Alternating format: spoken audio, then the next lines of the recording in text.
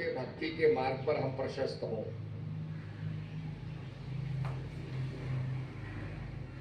जिस समय विवेकानंद जी चिकागो में गए थे और चिकागो के वर्ल्ड रिलीजियस कॉन्फ्रेंस के अंदर उन्होंने अपना उद्बोधन दिया था, उस समय जितने भी वक्ता मंच से जनता को संबोधित करते थे वो कहते थे लेडीज एंड जेंटलमैन, परंतु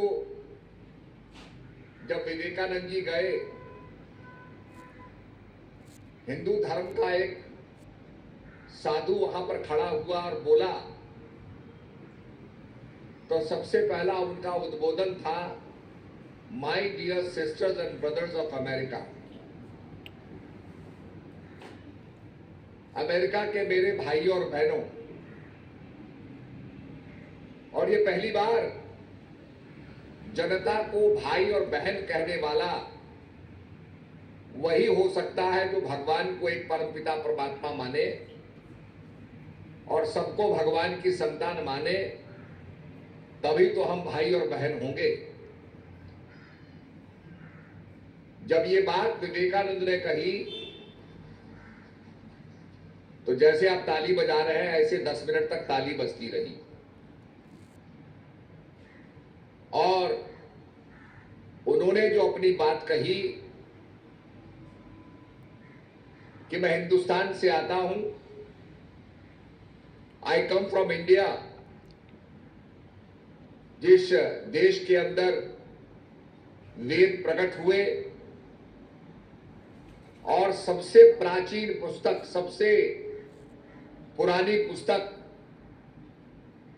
वेद कहे जाते हैं, the most ancient books in the world.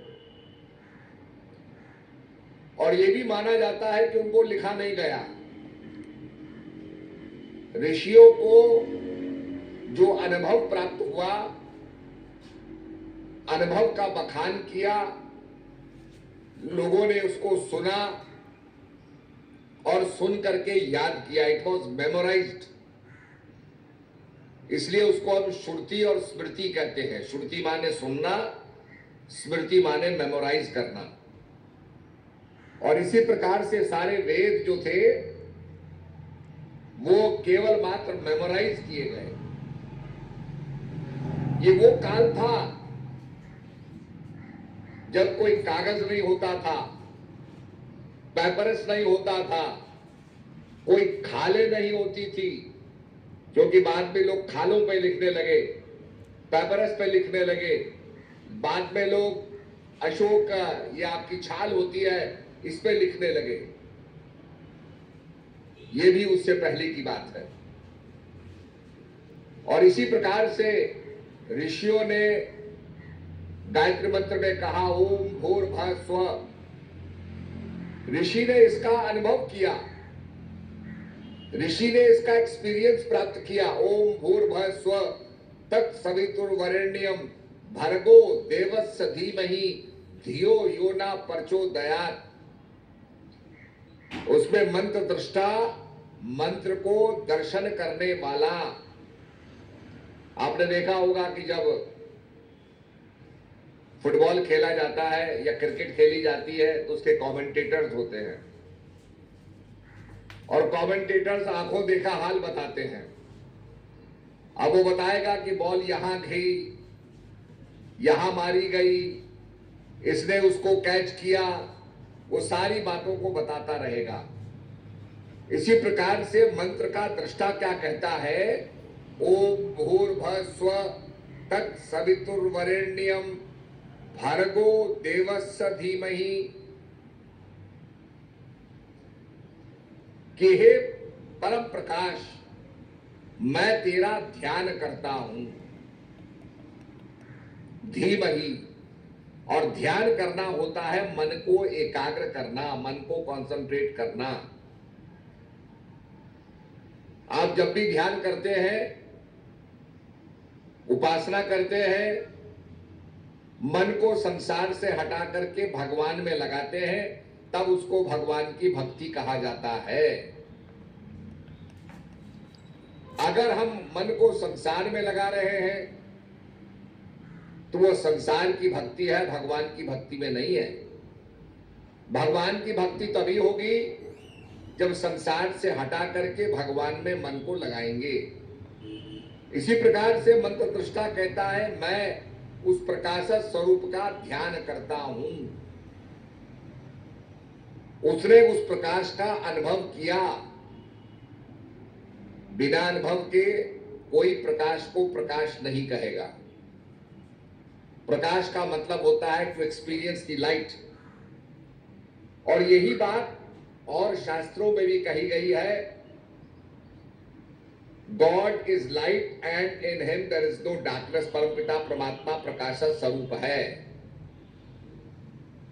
Ramcharitmanas में कहा गया, परम प्रकाश रूप दिन राती, नहीं चाहिए कुछ दिया कृत बाती। वो परम प्रकाश है। इसी प्रकार से एक उल्लेख आता है, मोजिस जो होते हैं, यहोवा के पास जाते हैं और कहते हैं मैं तेरा दर्शन करना चाहता हूं। उसके बाद उन्होंने जो अनुभव किया वो एक बर्निंग बुश का अनुभव किया। झाड़ी के पीछे से प्रकाश का अनुभव किया, उसको कहते हैं बर्निंग बुश। और बर्निंग बुश के रूप में, प्रकाश के रूप में परमपिता परमात्मा का अनुभव किया। अर्थात परमपिता परमात्मा प्रकाश स्वरूप है। उसको और चीज क्यों नहीं कही गई? क्योंकि प्रकाश के रूप में ही उसका अनुभव किया गया। जब हम ध्यान करते हैं, सदगुरु के बताए हुए मार्ग पर चलते हैं और उस मार्ग पर चल करके जब हम साधना करेंगे तो हम भी अपने जीवन के अंदर प्रकाश देखेंगे। तभी कहा, आंखों की कर खोटड़ी पुतली पलंग बिछाए, आंखों के चिक डाल के पिया को देख रिझाए। कि अपने अंदर आदमी स्वयं का अनुभव करता है और प्रकाश का अनुभव करता है और उस अनुभव का वो बखान करता है। इसीलिए हमारे संतों ने कहा, मन मथुरा दिल द्वारका, काया काशी जान, 10वां द्वारा डेरा तामे ज्योति पहचान। मन क्या है? मथुरा है। दिल क्या है? द्वारिका है। काया क्या है? काशी है। मन मथुरा दिल द्वारका काया काशी जान, 10वां द्वारा डेरा। ये जो हमारी 5 कर्मेंद्रिय 5 ज्ञानेंद्रिय है, इसके अंदर जो परम प्रकाश है उसको पहचानो, अपने आप को जानो। ये हमारे संतों ने कहा, मैन नो दाई सेल्फ। हमने संसार को जान लिया। आप देखिए कितनी रिसर्च हो रही है, कितनी बीमारियों के बारे में जानकारी प्राप्त है, लेटेस्ट रिसर्चें होती जा रही हैं, पर आदमी को सुख प्राप्त नहीं हुआ। आदमी शांत नहीं है। कितनी टेक्नोलॉजी बढ़ गई। तो कहने का मतलब यह है, इतना सब कुछ होने के बावजूद भी आज आदमी अशांत है, दुखी है। उसका कारण है कि वो अपने आप को नहीं जानता। इसीलिए हमारे संतों ने कहा है कि मानव तू अपने आप को जान। और कहा गया, कोटि नाम संसार में ताते मुक्ति न होए, आदि नाम जो गुप्त जप बूझे बिरला कोई। सैकड़ों नाम है, हजारों नाम है। आपके यहां तो जगत गुरु शंकर देव जी ने नाम का प्रचार किया, नाम घर बनाए, नाम घोष किया। नाम का मतलब क्या है? प्रभु का नाम। और जब हम प्रभु के नामों का विश्लेषण करें तो संतों ने कहा, कोटि नाम संसार में। सैकड़ों नाम है, हजारों नाम है।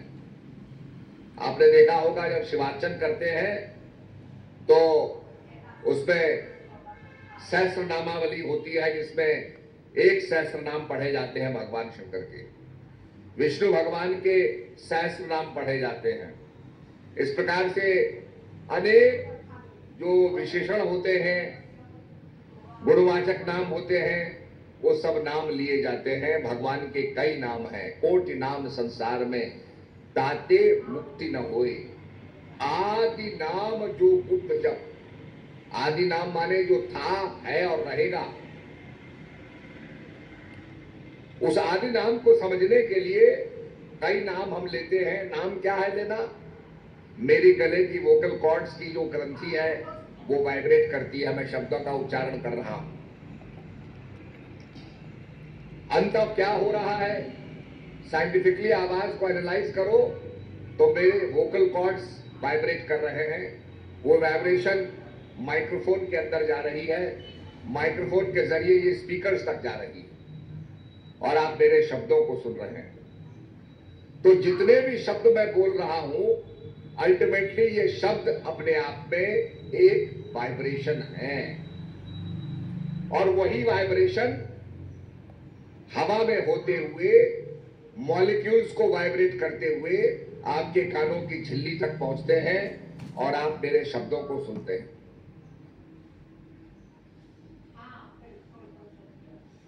तो जितने भी वर्ड्स हैं ये वाइब्रेशन है, स्पंदन है। विज्ञान कहता है कि वाइब्रेशन के पीछे एक प्राइमोर्डियल वाइब्रेशन है जो सबका आधार है। जैसे ये तंबू खड़ा है, कितने इसमें खंबे लगे हुए हैं, उसके ऊपर ये स्ट्रक्चर खड़ा किया हुआ है जिसको बांधा गया है। आखिर स्ट्रक्चर का आधार क्या है? इसका कुछ ना कुछ तो आधार होगा। बड़े बड़े मकान बनते हैं, आप दुबई में जाइए, बुर्ज खलीफा बना है, सबसे highest building in the world. आखिर उसका भी आधार है, इट हैज अ फाउंडेशन। तो जमीन उसका आधार है। इस तंबू का भी, इस पंडाल का भी आधार धरती है। तो ये जो वाइब्रेशन है, इस वाइब्रेशन का आधार भी एक प्राइमोर्डियल वाइब्रेशन है जिससे सारा संसार, जो संसार के अंदर वाइब्रेट कर रही है। लाइट क्या है? साइंस डिफाइन करती है कि it is wave also and it is also vibration of photons. इस प्रकार से पानी को आप गर्म करो, वाष्प बन जाता है, स्टीम बन जाता है, हवा बन जाता है। उसी पानी को आप ठंडा कर दो, तरल पदार्थ बन जाता है, लिक्विड बन जाता है। उसी पानी को जमा दो तो बर्फ बन जाता है, सॉलिड बन जाता है। वही सॉलिड है, गर्म करोगे लिक्विड बन जाएगा और गर्म करोगे स्टीम बन जाएगा। साइंस कहती है स्टीम को लेकर के उसके अंदर से एनायन और कैटायन को निकालेंगे तो आयनिक फॉर्म में चले जाएगा।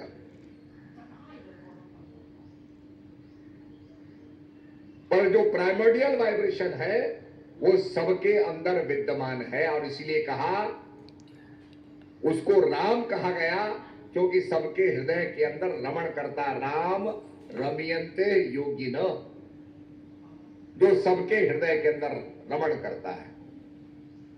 बताया गया कि पहला राम क्या है? प्रथमो शाली राम है, जिसको मैंने समझाया। उसको शालिग्राम पत्थर कहते हैं, जिसमें एक एमोनाइट होता है, क्योंकि जब जीवन प्रारंभ हुआ तो वो फॉसिलाइज्ड हो गया और उसको शालिग्राम कहते हैं। उसकी पूजा करते हैं कि भाई ये कॉन्शियसनेस का, चेतना का, भगवान विष्णु का चरण है, अर्थात चेतना का चरण है। उसका स्पेसिमेन बन गया। प्रथमो शाली राम है, दूजो पारस राम, और दूसरे हुए परशुराम जी महाराज। आपके यहां तो आसाम में परशुराम कुंड भी है। तीजे राजा राम है और तीसरे दशरथ नंदन राजा राम हैं और चौथे आत्म राम। आत्म राम क्या है? रमय निरंतर आत्मा सब घट आठो याम, वाही ते संतन धरो, राम ताही को नाम। उसको राम इसलिए कहा गया कि सबके हृदय के अंदर वो रमण करता है। राम रामेति रमे रामे मनोरमे, सहस्रनाम तातुल्यम राम नाम वरानने। भौतिक पदार्थ के सबसे छोटे कण को आप लीजिए, जिसको आप एटम कहते हैं। उसके अंदर आप पाएंगे एक उसमें न्यूक्लियस है, न्यूक्लियस के चारों ओर इलेक्ट्रॉन परिक्रमा कर रहे हैं, न्यूक्लियस के अंदर न्यूट्रॉन है और प्रोटॉन। आप सौर मंडल को देखेंगे तो सौर मंडल में बीच में सूर्य है, सूर्य के चारों तरफ सारे ग्रह परिक्रमा कर रहे हैं। हमारे संत कहते हैं, ऋषि कहते हैं, जो पिंड में है वही ब्रह्मांड में है। आपने पिंड को देखा, पिंड में न्यूक्लियस है, न्यूक्लियस के चारों तरफ इलेक्ट्रॉन घूमते हैं। इसलिए ब्रह्मांड में क्या हो रहा है हम उसे पिंड में जान सकते हैं। इसलिए हमारे ऋषियों की प्रयोगशाला उनका हृदय थी। अपने अंतर जगत में जाकर के वो अपना अनुभव प्राप्त करते थे।